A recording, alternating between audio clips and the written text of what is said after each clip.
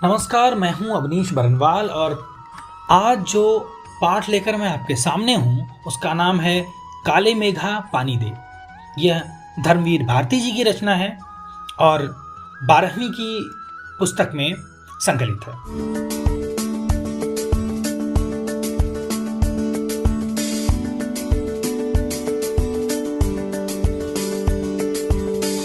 उन लोगों के दो नाम थे, इंद्रसेना या मेढक मंडली, बिल्कुल एक दूसरे के विपरीत। जो लोग उनके नग्न स्वरूप शरीर, उनकी उछल कूद और उनके शोर शराबे और उनके कारण गली में होने वाले कीचड़ कांदों से चिढ़ते थे, वे उन्हें कहते थे मेढक मंडली।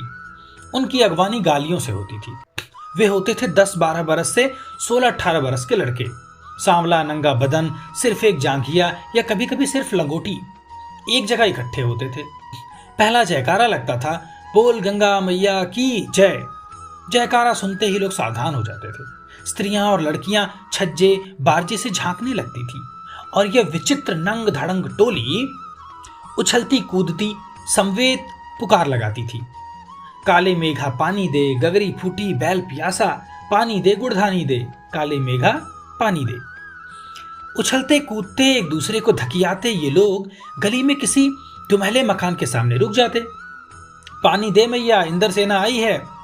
और जिन घरों में आखिर जेठ या शुरू आषाढ़ के उन सूखे दिनों में पानी की कमी भी होती थी, जिन घरों के कुएं भी सूखे होते थे, उन घरों से भी सहेज कर रखे हुए पानी में से बाल्टी या घड़े भर भर कर इन बच्चों को सर से पैर तक तर कर दिया जाता था।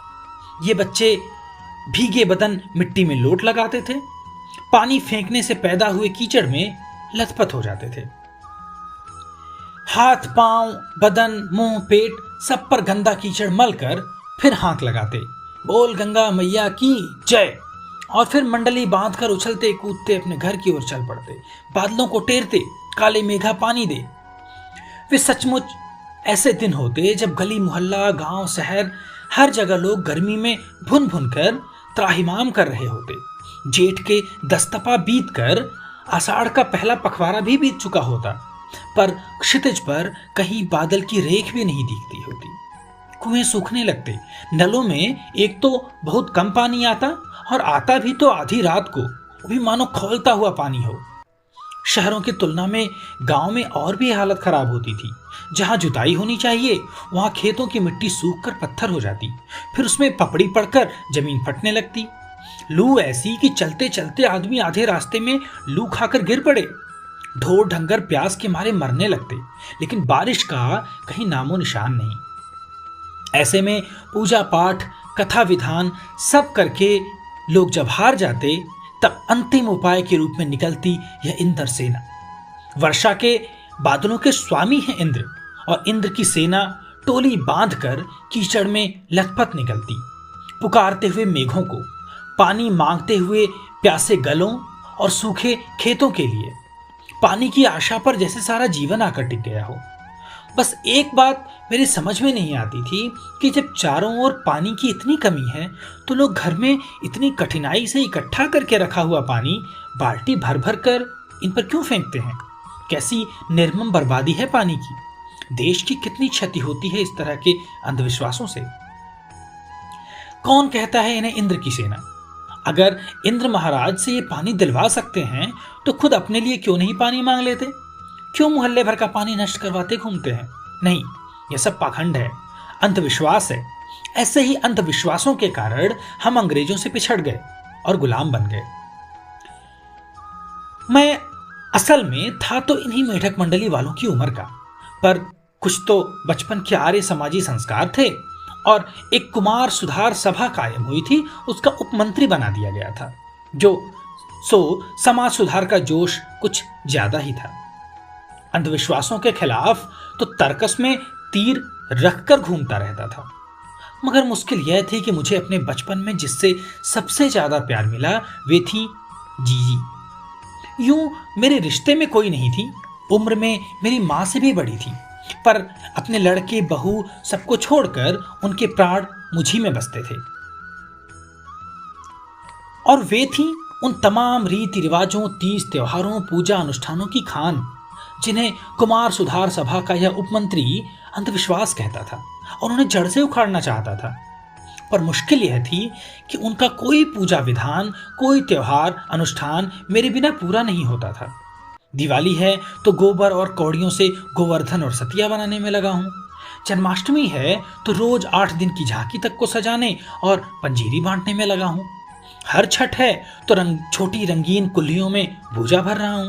किसी में भुना चना, किसी में भुनी मटर, किसी में भुने अरवा चावल, किसी में भुना गेहूं।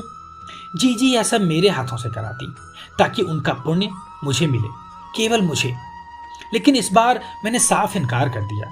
नहीं फेंकना है मुझे बाल्टी भर भर कर पानी इस गंदी मेढक मंडली पर। जब जीजी बाल्टी भर कर पानी ले गई तो उनके बूढ़े पांव डगमगा रहे थे, हाथ कांप रहे थे। तब भी मैं अलग मुंह फुलाए खड़ा रहा। शाम को उन्होंने लड्डू मठरी खाने को दिए तो मैंने उन्हें हाथ से अलग खिसका दिया, मुंह फेर कर बैठ गया। जीजी से बोला भी नहीं। पहले वे भी तमतमाई, लेकिन ज्यादा देर तक उनसे गुस्सा नहीं रहा गया। पास आकर मेरा सर अपनी गोदी में लेकर बोली, देख भैया, रूठ मत, मेरी बात सुन। यह सब अंधविश्वास नहीं है। हम इन्हें पानी नहीं देंगे तो इंद्र भगवान हमें पानी कैसे देंगे? मैं कुछ नहीं बोला।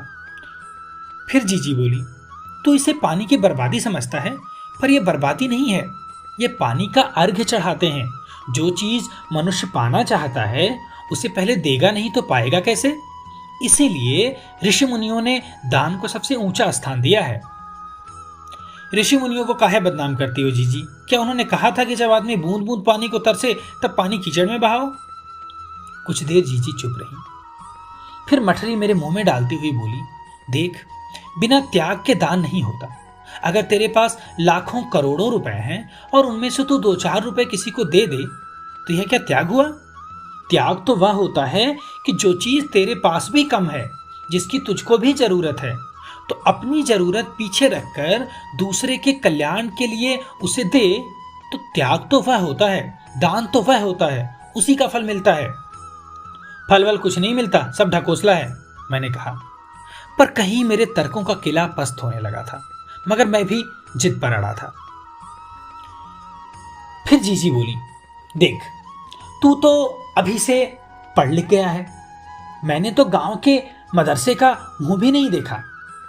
पर एक बात देखी है, अगर 30-40 मन गेहूं उगाना है तो किसान 5-6 सेर अच्छा गेहूं अपने पास से लेकर जमीन में क्यारियां बनाकर फेंक देता है। उसे बुआई कहते हैं। ये जो सूखे हम अपने घर का पानी इन पर फेंकते हैं वह भी बुआई है। यह पानी गली में बोएंगे तो सारे शहर, कस्बा, गांव पर पानी वाले बादलों की फसल आएगी। हम बीज बनाकर पानी देते हैं, फिर काले मेघा से पानी मांगते हैं। सब ऋषि मुनि कह गए हैं कि पहले खुद दो, तब देवता तुम्हें 4 8 गुना करके लौटाएंगे भैया। यह तो हर आदमी का आचरण है, जिससे सबका आचरण बनता है। यथा राजा तथा प्रजा, सिर्फ यही सच नहीं है, सच यह भी है कि यथा प्रजा तथा राजा। यही तो गांधी जी महाराज कहते हैं। जीजी का एक लड़का राष्ट्रीय आंदोलन में पुलिस की लाठी खा चुका था। तब से जीजी गांधी महाराज की अक्सर बातें करने लगी थी।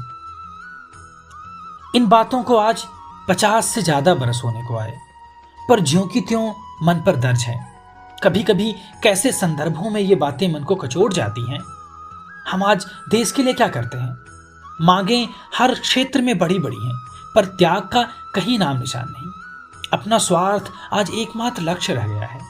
हम चटखारे लेकर इसके या उसके भ्रष्टाचार की बातें करते हैं, पर क्या कभी हमने जांचा है कि अपने स्तर पर, अपने दायरे में हम उसी भ्रष्टाचार के अंग तो नहीं बन रहे हैं? काले मेघा दल के दल उमड़ते हैं, पानी झमाझम बरसता है, पर गगरी फूटी की फूटी रह जाती है, बैल पियासे के पियासे रह जाते हैं। आखिर कब बदलेगी यह स्थिति?